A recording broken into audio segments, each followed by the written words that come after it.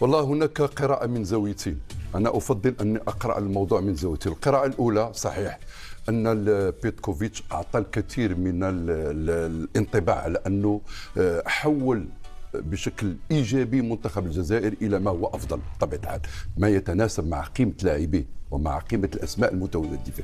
وبطبيعه الحال الاشارات هذه قدمت لنا، وتذكر ذلك لما كنا نواكب كاس افريقيا الامم التي اقيمت بالمغرب، كانت قد اعطيت اشارات على ان الثقه تتجدد في بيتكوفيتش ايا كانت نتيجه المنتخب الجزائري، عطفا على الاداء الذي ميز المباريات.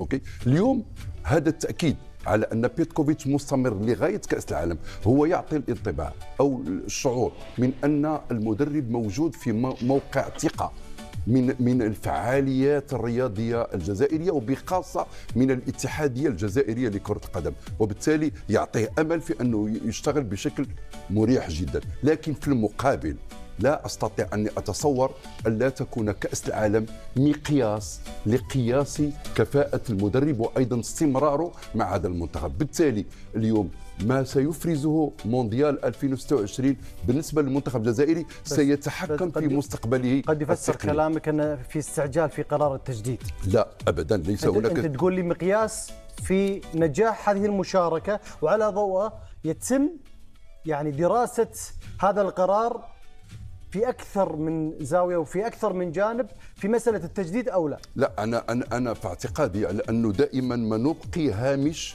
التحفظ في عملية التعاقد. صحيح أن هو التحفظ، الاتحادية الجزائرية أرادت أن تصدر إلى مدربها على أنه فيه ثقة في عمله، في اشتغاله، في قدرته، وأيضا في إبداعه على مستوى المنتخب الجزائري. لكن ثق بي على أن كأس العالم تظل محدد المشاركة في النهاية، مشاركة المنتخب الجزائري في مونديال 26 ستقيم. نفهم من زاوية وبعد آخر. يعني كانك تقول إذا لم تنجح لا سمح الله هذه المشاركة قد يكون هذا القرار غير مدروس ويرحل بيتكوفيتش. لا، مش غير مدروس، لكن سننتقل الى الامر الاخر، انه ممكن ان انهي العلاقه مع نهايه كاس العالم، لاني ارى لان المنتخب ممكن ان يتطور الى ما هو افضل مع مدرب اخر.